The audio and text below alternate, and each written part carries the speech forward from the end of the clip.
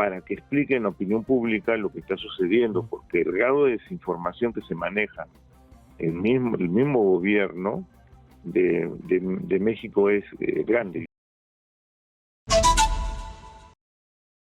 Y desde México, el canciller mexicano Ebrard sostiene que México mantendrá su postura, mantendrá la línea del discurso que durante los últimos días ha sostenido respecto al golpe de Estado que se habría perpetrado contra Pedro Castillo y que además básicamente calificando como usurpadora a Dina Boluarte, la presidenta del país.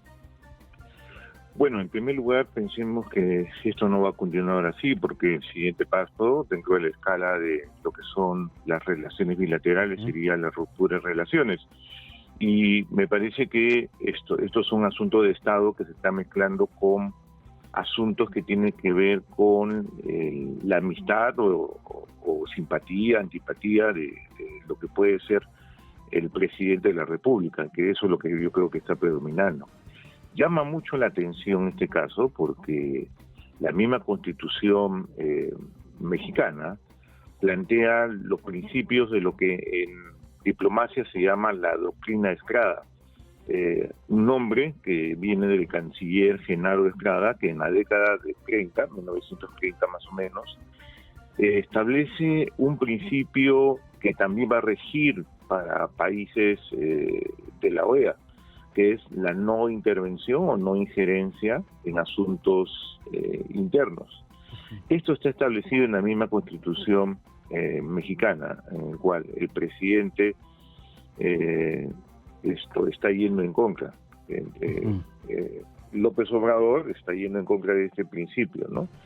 Y es bastante atípico para un presidente que solamente ha visitado 3 países en todo su gobierno. Exitosa. Es un presidente muy opaco en lo que es política internacional y le ha puesto tanto énfasis en el caso del Perú. Yo sospecho que esto tiene que ver con un acercamiento personal que tiene él con el expresidente Castillo. También sospecho que esto se debe porque hay una relación que se había establecido.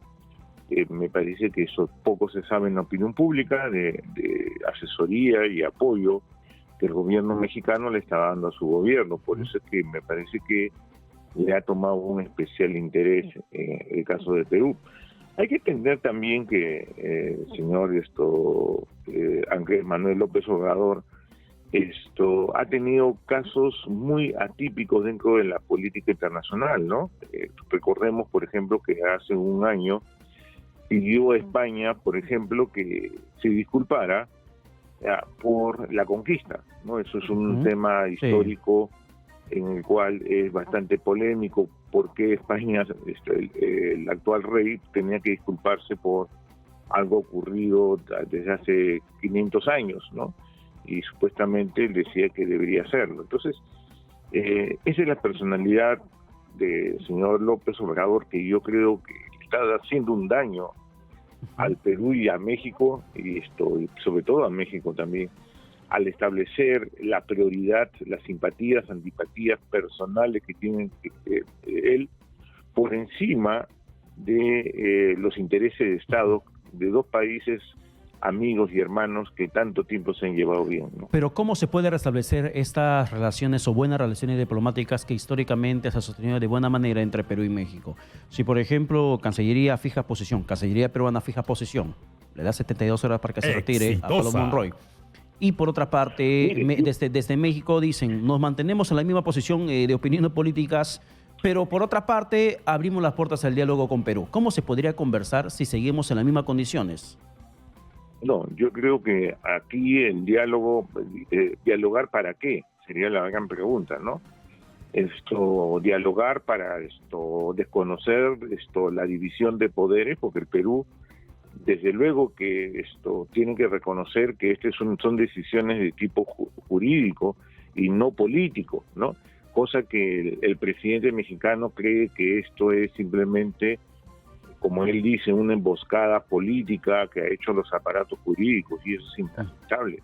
En el Perú hay división de poderes, no es el señor Castillo el primer presidente en el cual es sometido a justicia, sino que tiene que revisar la historia simplemente para ver que el Poder Judicial ha sido muy activo con respecto a los expresidentes, cosa que él no quiere ver y él se explica por una decisión que me parece también un poco absurda, yéndose por el racismo, ¿no? Perú tiene tanto racismo como lo tiene Ecuador, Argentina, México, Centroamérica, o sea, es el mismo nivel de racismo.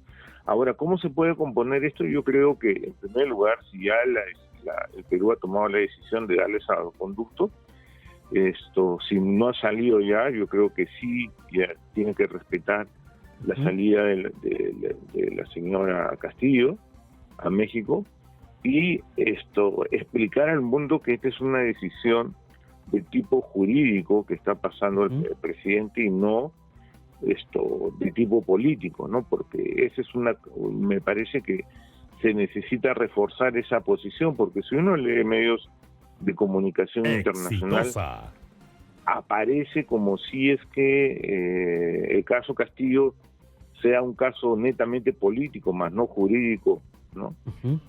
Como que se esconde totalmente cosas como que intentó dar un golpe de Estado, es cosa que no quiere reconocer tampoco Andrés Manuel López Obrador. Ideológicamente no lo va a reconocer, por eso es un tema de ideología política. Pero para terminar, señor Valles, por favor, ¿y cómo va a quedar el tema de la transferencia de la presidencia pro tempore de la Alianza del Pacífico que tenía que darse a nuestro país justamente desde México? Sí, mire, ese es un tema que no se ha tocado. Me parece que Cancillería quería tocarlo, en primer lugar, bastante en forma discreta para poder negociar eso. Yo creo que de todas maneras se tiene que hacer independientemente de quién sean las autoridades en el Perú. México tiene que dar la presidencia pro tempore de la Alianza del Pacífico.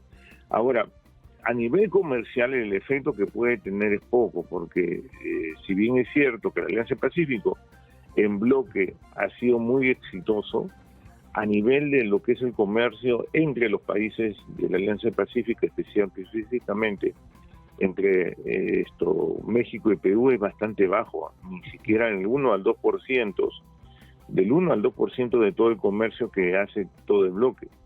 Entonces, el problema comercial que podría haberse afectado es bastante bajo, ¿no? Pero la verdad es que no es ideal para un bloque comercial tan exitoso como hemos tenido en todos esos años. Y esto lo está poniendo en riesgo el señor López Obrador a tomar decisiones de este tipo. Ya, ¿y qué tendría que esperar para terminar? ¿Qué tendría que esperar el gobierno peruano referente a México si se mantienen en su discurso político y designan a otro embajador?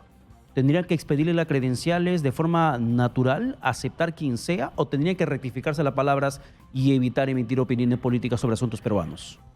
Bueno, en estos casos lo que yo creo que cura mucho este tema es el tiempo, ¿no? Yo creo que va a pasar a tener un tiempo de estancamiento de relaciones hasta que exista nueva información, ¿no? Algo que podría hacer el gobierno peruano es el nombramiento como ya han existido en el tiempo, por ejemplo, de crisis en el Perú, como por ejemplo fue la guerra muy corta que tuvo Perú con Ecuador en la década del 90, enviar embajadores de la presidencia peruana para que expliquen a la opinión pública lo que está sucediendo, porque el grado de desinformación que se maneja el mismo gobierno de México es grande. Yo creo que da el espacio para mandar un embajador que ayude específicamente, o embajador, cuando le denomino embajador no significa necesariamente